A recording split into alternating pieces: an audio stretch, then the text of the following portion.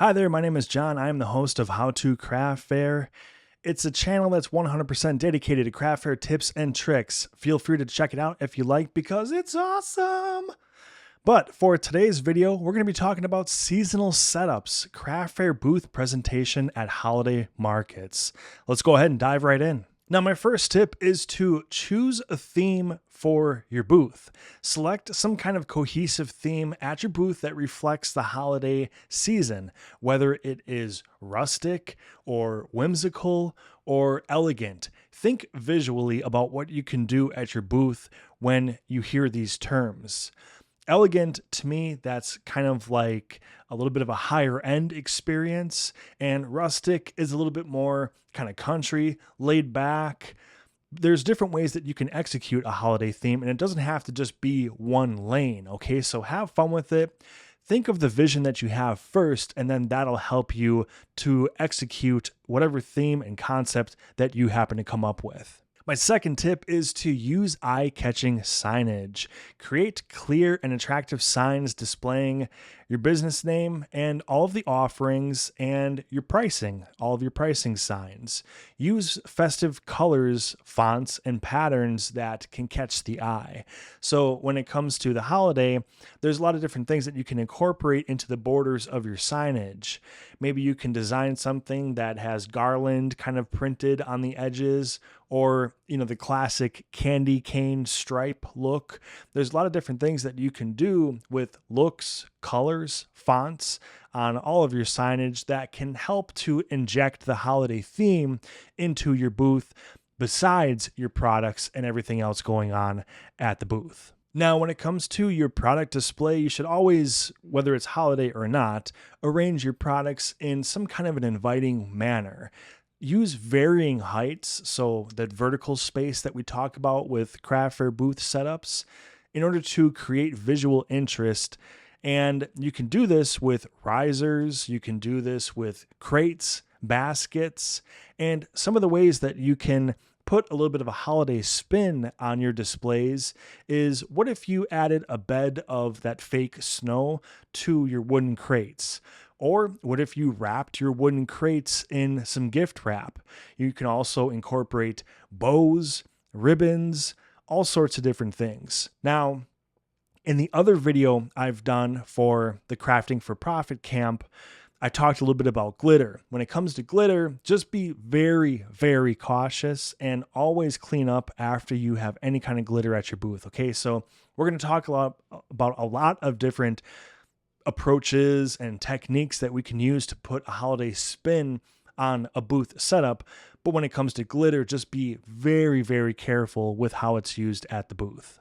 Now, my fourth tip that I want to talk about is lighting. Lighting definitely matters, especially this time of year when, of course, one of the things that we associate the holidays with is Christmas lights and all the different holiday lights and decor that we see, and candles and things like that. Now, incorporating a string of lights or battery-operated lanterns into your booth can make for a really warm and inviting experience, especially during evening markets. If you happen to do something kind of later into the day, that's especially nice to see. So not only is this a functional addition to your booth setup in being able to better light the way, also to kind of be a little bit more eye-catching for people walking through the event, it can also, again, lean into that theme and assist with the holiday experience. Now, the next tip I want to talk about is seasonal decor. So we've mentioned a couple before, but one of the easiest to work with is a string of garland. This is such a nice way to inject a little bit of that holiday decor into your booth without going too far. Now, the reason why I say that is because sometimes vendors have a tendency of pushing a theme so hard that it starts to actually outshine their products. And there's a really important distinction there. You want to spice up the booth and, of course, embrace whatever theme is going on at the craft fair, but you never want to get to the point where whatever you're doing as far as decor is actually outshining and stealing the thunder of the items that you're trying to sell in the first place. So there's kind of a fine line there. There's a little bit of a distinction. And one way to kind of test this is I always recommend vendors to practice their setups at home. So in your garage, in your basement, in your backyard, whatever, find a spot where you can set your booth up and ask your family, maybe have a couple of friends over, maybe a couple of close friends who aren't afraid to tell you what they're really thinking and get their feedback. Okay.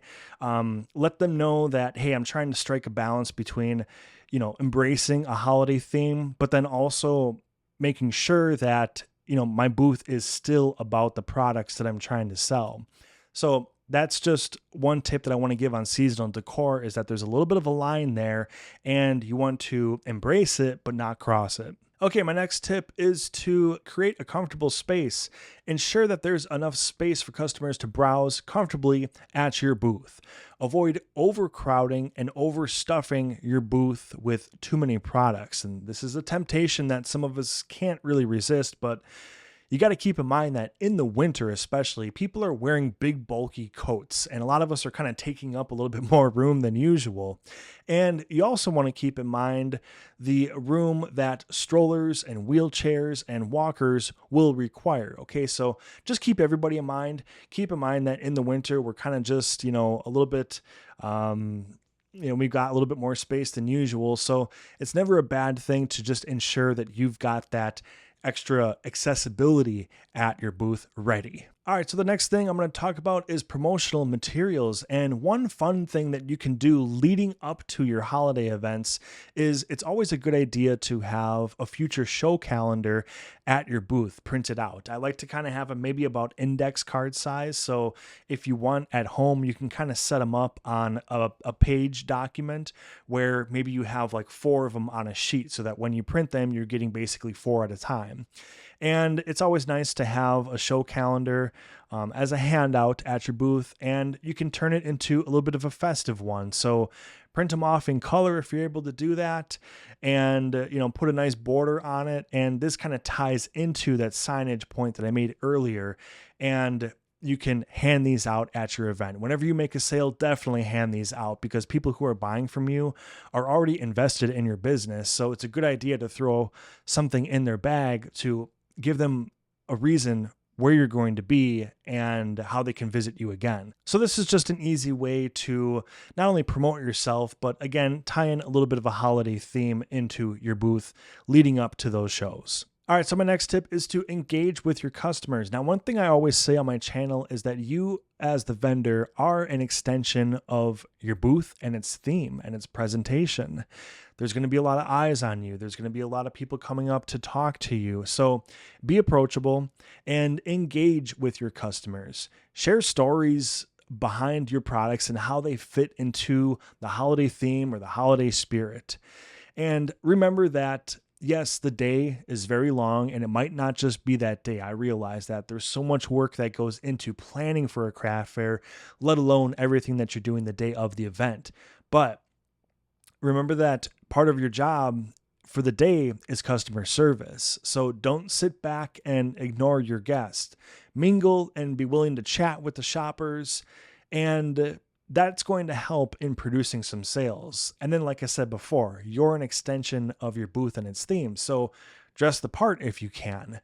If there's some sort of, holiday theme behind the show, then go ahead and partake in that because that's just going to make you more intriguing and people are going to be more inclined to approach you and be interested in your booth. Okay, my next tip is very important year round, but especially during the holidays, this is when you can really capitalize on it and make the most of it. And that is by offering bundle pricing discounts at your booth. The way that this works is there's 2 main ways that you can offer bundle pricing, and I'll explain them both. The first is kind of like a reward system where, for example, if you're a painter, let's say you're a painter and you have big old canvases that are like 16 by 20, but then you have really small ones that are like 4 by 4. Well, you can offer a reward where if a shopper buys the high ticket item, the high priced item, they get to pick one of the small 4 by 4 paintings for free. Okay, so it's kind of like a buy one, get the big item, and then you get one free. So that's like a reward type of bundle discount. Now, there's also like a monetary type of bundle pricing where, just let's say, for example, one item is $15. Well, if people buy 3 items, it's $40 instead of $45. So they kind of save $5 by buying more. So you can do it through a reward system with a high ticket item, or you can do it with a monetary system by just, incentivizing multiple purchases per transaction. Now, again, this really comes into play during the holidays because it's a little bit easier for vendors to pitch this to customers and say, hey, look, I know, the holiday season is coming up. You probably got some people to shop for. Why not knock out a few gifts at this one booth? And that's just a way that you can kind of get that wheel in motion on incentivizing those multiple item transactions. All right, now let's talk about having a social media hook. So this is becoming more and more common at craft fairs where vendors will create a special hashtag that customers can use at the booth if they take a picture of their purchase or take a picture like with you at the booth.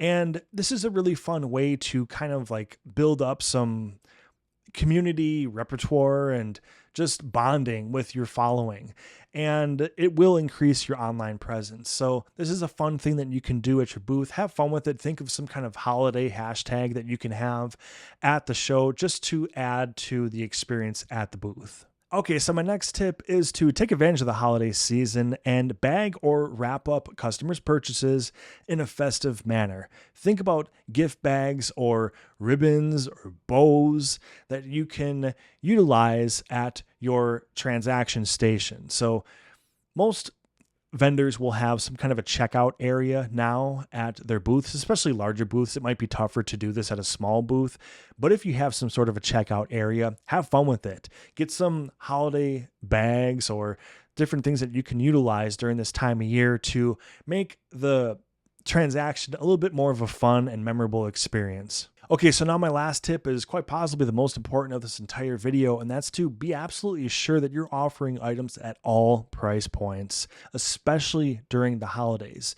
Yes, this is one of those tips where you should be doing this year round, but think about the holidays. Even children, they might be shopping for their siblings or their parents. And even the adults, honestly, they themselves might be on a tighter budget. So you never want to discount the power of smaller sales adding up to something substantial. I like to recommend having the 3 main price points at your booth at all times. You want to have high ticket items, you want to have your mid-priced, kind of like your average, and then you want to have very, very affordable, budget-friendly options available. All 3 of these are going to play a role in you being profitable at your booth. The smaller items, yes, it's going to take more of those to sell, but pretty much everybody will be able to afford those, okay? Then you have your consistent sellers. Those are your mainstays. But then you also have a few high ticket, high priced items where even if you just sell 1 or 2 of those per day, well, that is helping you so much, So you just want to have all of that covered, especially during the holiday season when you want to ensure that your booth is covering all budgets no matter who walks into your booth. These are some of my favorite tips for things that you can do at your booth for seasonal setups. I hope you've enjoyed the video. My name is John. I am the host of How to Craft Fair. All that I have on my channel is craft fair tips.